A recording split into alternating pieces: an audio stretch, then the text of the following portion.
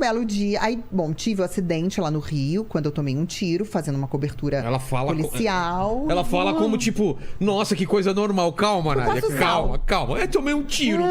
Furei tua pauta agora, né? Meu Deus, como assim? Peraí, vamos lá. Eu sei dessa história, mas o pessoal que tá assistindo agora falou, como assim tomou um tiro? Vamos lá. Você tava fazendo uma matéria, o que foi? Foi. Eu cobria muita polícia, mas não porque eu era da editoria policial, não. Eu gostava, eu tinha bons relacionamentos, boas fontes. E no horário em que eu trabalhava, que era de 5 da tarde até meia-noite, tinha muita incursão policial. E eu acompanhava. Você acompanhava... O BOPE. Caramba. Eu adorava, eles eram incríveis. Eu sempre respeitei muito, muito, muito, muito. Eu fui comunicada que teria essa incursão policial. Na sexta-feira eu fui comunicada que aconteceria na segunda. Como que é acompanhar uma incursão? Você vai com veículo próprio? Você vai com eles? Como funciona isso? Eles avisam até onde a gente pode chegar, o horário que eles vão, o horário que a gente tem que chegar. E aí a gente acompanhava de baixo, né? Numa área, por exemplo, se eles fossem subir uma comunidade, a gente tinha até um limite para chegar. Entendi. E aí eles iam passando as informações do que estava acontecendo. E aí sim, quando você poderia atravessar aquela barricada, enfim, a gente ia. Bom, mas na época era tudo muito diferente. Hoje o jornalismo policial é, nossa, muito mais preparado do que naquela época. Era meio aventureiro. É mesmo? Vai lá e você sem faz proteção? A gente tinha um colete à prova de balas, só que o blindado era aqui, na frente e atrás. Onde eu fui atingida, entraria, só que correria o risco de não sair. Vou chegar nessa parte. E a gente tinha orientação de não botar o colete antes de chegar naquela área, para não parecer uma afronta para os moradores. Tipo, nossa, você chegou aqui onde eu moro, já está de colete. E eu respeitava muito isso. Como eu fazia muita polícia, eu sempre fazia o seguinte. Eu ia lá fazer uma incursão policial, eu vendia depois uma pauta, oferecia uma pauta comunitária daquele lugar. Era rádio comunitária, era um serviço social. Porque eu também depois para fazer sempre. Legal. Porque existe um lado difícil, mas existe um lado que pode prosperar. Claro. Então, eu vim de um lugar assim. Minha cidade no Rio, Belfor Roxo, é um lugar assim.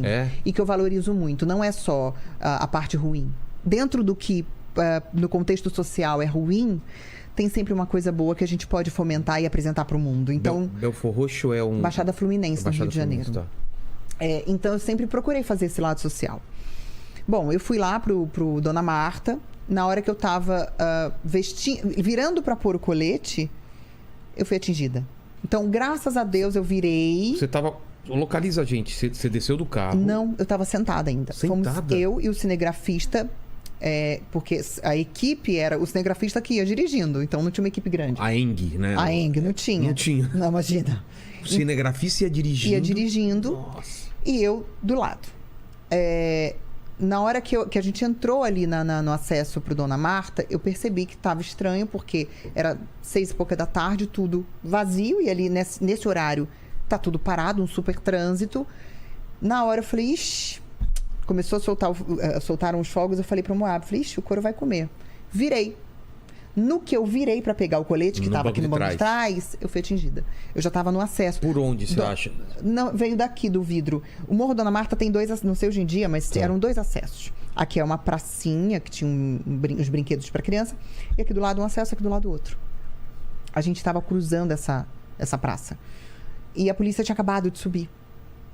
Então, não deu tempo de avisarem pra gente onde a gente deveria estar, enfim. E aí a gente parou na pracinha, achando que ali era uma área protegida. Os caras não sabiam que era...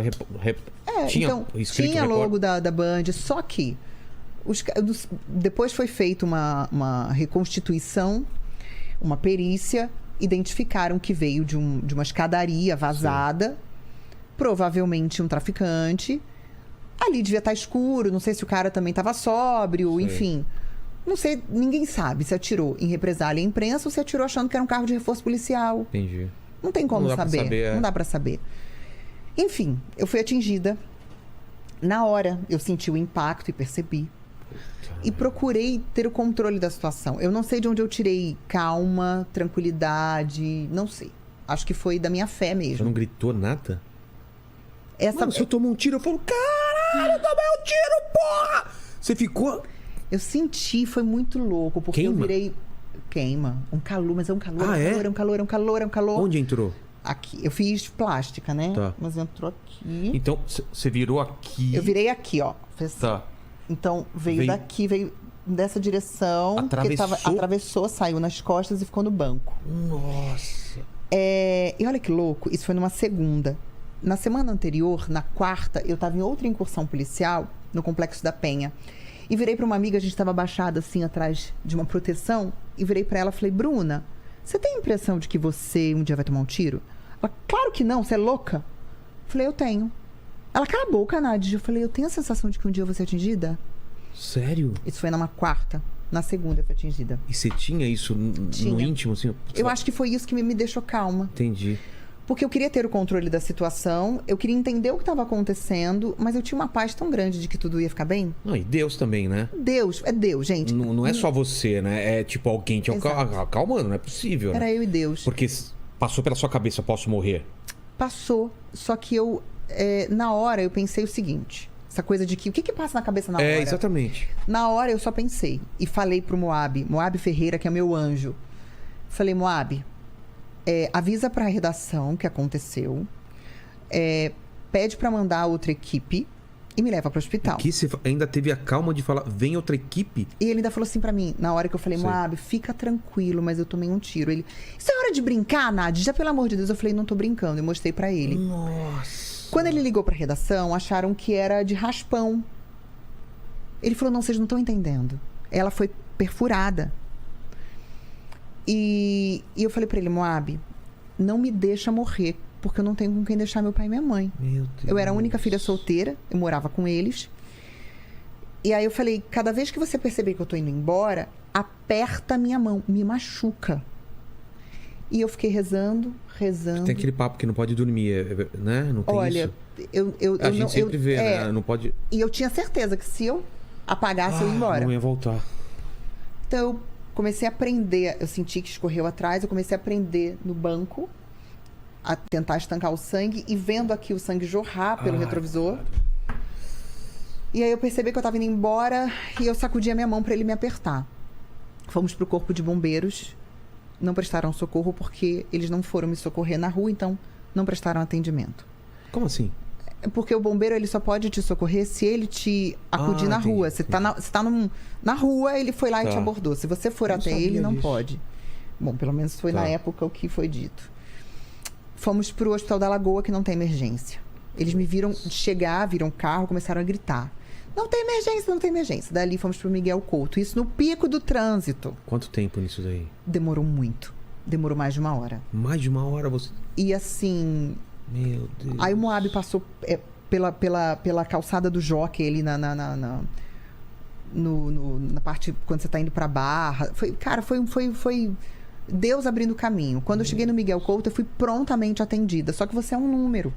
Né? E fizeram um boletim de ocorrência, testaram meus sinais vitais. Eu só ficava assim, o que aconteceu comigo? O que pegou? Pegou sua escápula. Eu falei, não pegou porque eu tô mexendo. Ninguém falava nada. Eu só falei assim, eu quero saber se eu vou morrer. Só me fala o que aconteceu e ninguém dizia nada. Bom, me deixaram no corredor. Eu virei atração, porque todo mundo passava e olhava e falava... Nossa, menina nova aqui. Eu falei, o que foi? Foi assalto? Nossa. Assim, empatia zero. Uma amiga chamada Mônica Ferreira chegou lá, tocou o terror. E olha como é que o universo foi meu parceiro. A Mônica era repórter da Band, estava em casa. Um amigo dela de Brasília ligou e falou, Mônica, você está de plantão? Não, por quê? Porque um amigo que trabalha no Miguel Couto disse que acabou de chegar uma repórter da Band baleada. Ela foi a Nádia. Aí ela correu pra lá, foi ela que agitou pra caramba pra eu ser atendida logo. E eu fui pro centro cirúrgico. Lá me prestaram os primeiros socorros de fato, botando dreno e costurando aqui o buraco. Caramba. Foram incríveis comigo, incríveis. De lá eu fui pro Hospital Samaritano. Você não apagou em nenhum momento nesse período? Em nenhum momento eu chorei, eu apaguei. Eu queria ter controle.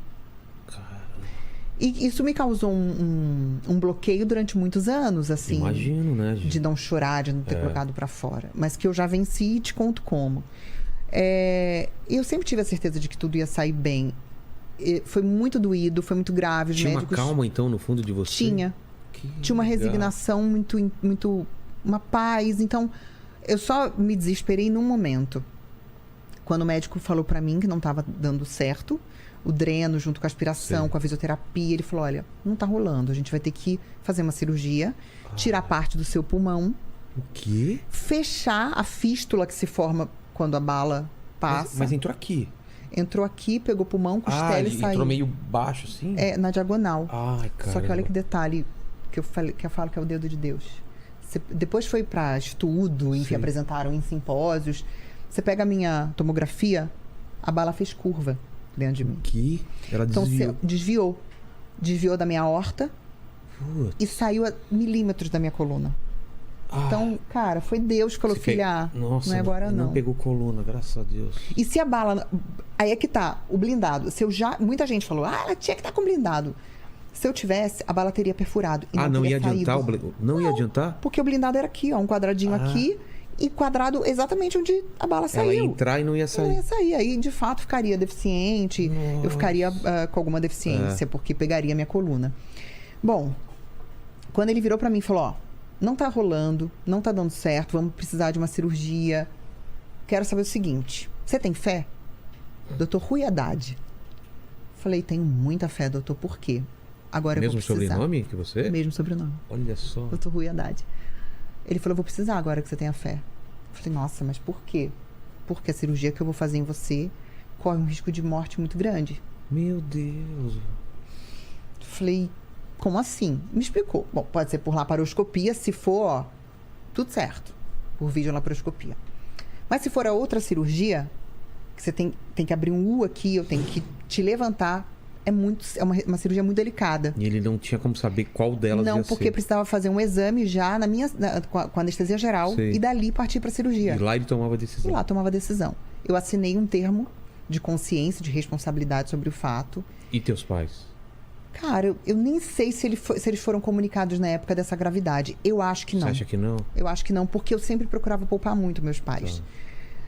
Contanto que eles... Eu lembro quando minha mãe chegou para me visitar, eu estava na UTI ainda, morrendo de dor. E eu falava, mamãe, eu tô bem, fica tranquila, olha, tá tudo bem, eu tô ótima. Mas eu tava... E ela não... Foi ali que minha mãe parou de andar.